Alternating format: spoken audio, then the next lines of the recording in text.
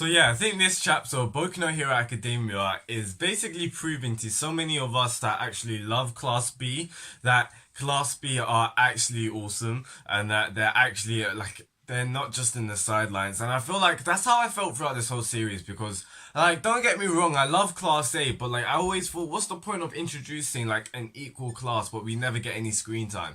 So like I'm so glad that Horikoshi is really pouring into these students now, especially in this arc. And I'm just like, you know how happy I am because so many times, especially in a chapter like this, because you can kind of you can kind of take this chapter as like a setup chapter.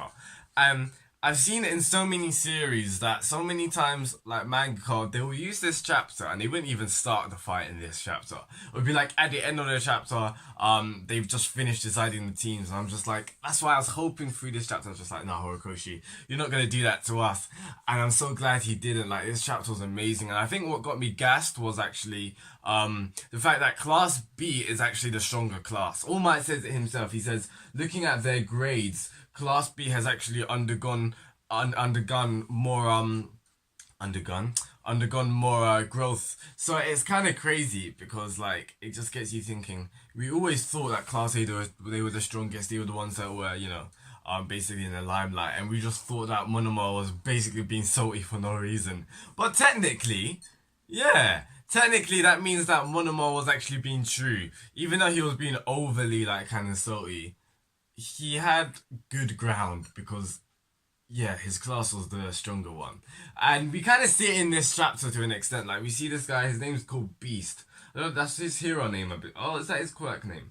Yeah, his quirk name's Beast. His name's Jirota. Now, this guy's been here since the start. Since we ever found out about Class B, he's been there. I don't think we saw him fight in the sports festival. I may be wrong, but I don't think so. So, like, actually seeing him now, he basically reminds me of Beast from X-Men because that's basically his ability. Like he's got strength, super hearing, sense of vision, smell, all of that kind of stuff. And the way that he just comes in, bam, he just smashes Kirishima out of the arena. Not even arena, but you get what I mean. Even Suyu as well. I'm just like, ah, like it's crazy. I love him already. Like I love his quirk. And the way that freaking what's his name? Shinsou came in. Now I want to talk about Shinsou. Shinsou's pretty awesome because I think all of us were kind of theorizing on what the mask or like why he's on his new costume and that. So he's got Aizawa's bands. That's basically I think that's gonna be for physical combat. Just how Aizawa Sensei uses those bands, uses them in his combat, in him fighting people. I feel like Shinzou's gonna be doing the same thing. That's why I feel like that was so important. That was an important part in Aizawa Sensei basically kind of training him, even though we didn't see it, but we kind of know that it was happening. So yeah, the bans for like physical combat, and now we find out in the mask. Now I think I said in my previous review, I said that I personally thought it was just to stop basically you from seeing what he's saying, like so you can't lip read him. It's kind of like a sense of camouflaging his voice and his like and basically what he's saying. But it's actually, I think it's going to be like that as well. I think it's also going to be a guard. So, like, someone can't easily be like, yeah, just put sellotape on it. That's not going to happen. But it's also to imitate and mimic people's voices. Like, I don't think, at first I was just like, right, that's pretty sick. But, like, I'm just deeping it now. How OP that is. How advantageous that is. Because this chapter was not a red herring, but it was basically a troll. Because throughout this chapter, everyone's just going to be like, oh, this guy's going to be our dead weight, he's going to be our disadvantage. But actually no, he's going to be your advantage because he can mimic anyone's voice. And think about it on the battlefield, think about it in a real life situation.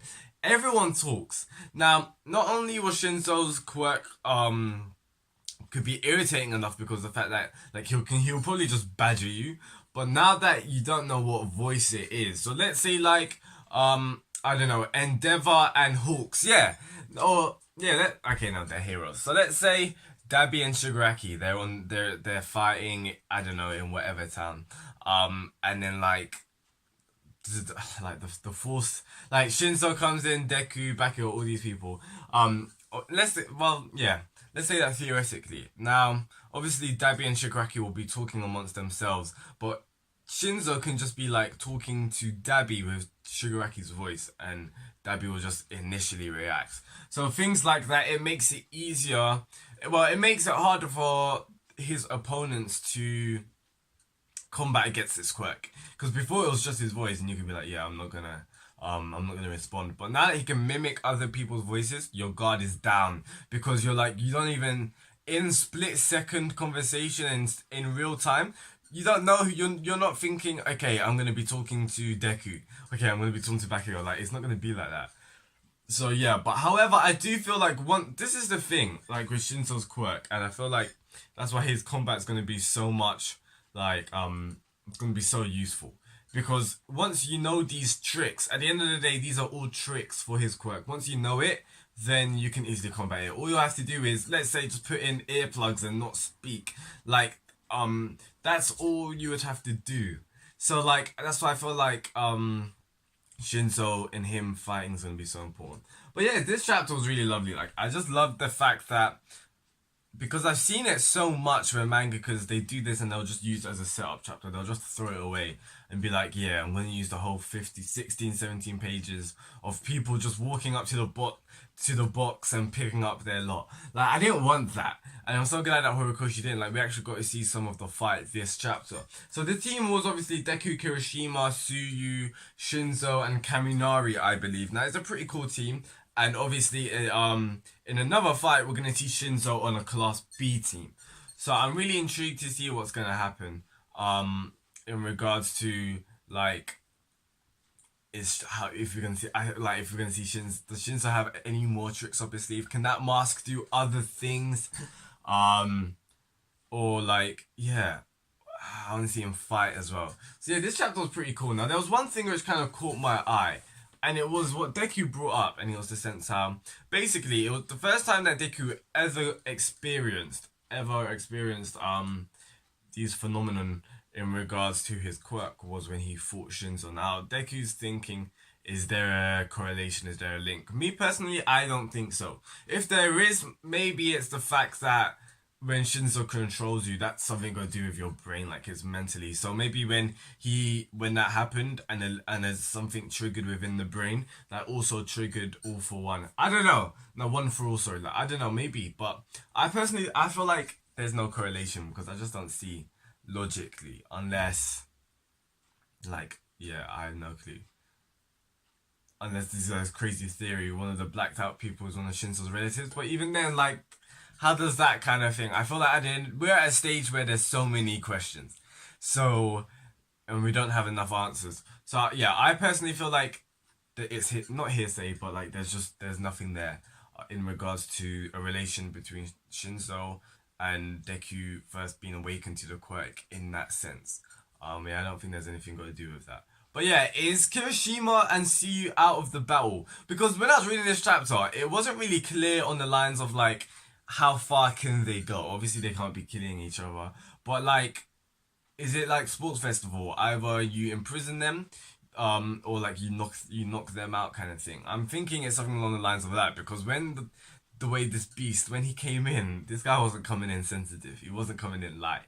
It weren't taps that he was pushing on. Like, this was heavy. This guy came in like he was a freaking tank. So, I'm really intrigued for that. And I think this is either the first or the second time we've seen Tsuyu use the camouflage option, which is pretty cool to see. I'm really intrigued just to see from Class B's perspective, because bear in mind we're gonna see some characters use quirks we've never seen, but also we're gonna see some developments as well. As All Might said, it's facts. Think about it, because like Class A, yes, they've had experience, yes, they've reacted to certain things, but because of all their experiences and being exposed to certain things, their studies have taken a halt. Whereas Class B have had no interruptions. So yeah, they've just been able to go from here to here. So like, it's really cool to see that, and I'm really excited, I'm really intrigued. So yeah guys, that's enough for me. Please tell me your thoughts in the comments below. If you liked what I'd say, please drop a like, that would be greatly appreciated. What did you think about Shinzo coming in with the voice mimic? That was pretty cool. Do you think he's got any other tricks up his sleeve, or do you think that is all? If you're new to my channel, subscribe, click the bell icon to be notified for more videos as well, and I'll see you guys. Peace out. Goodbye.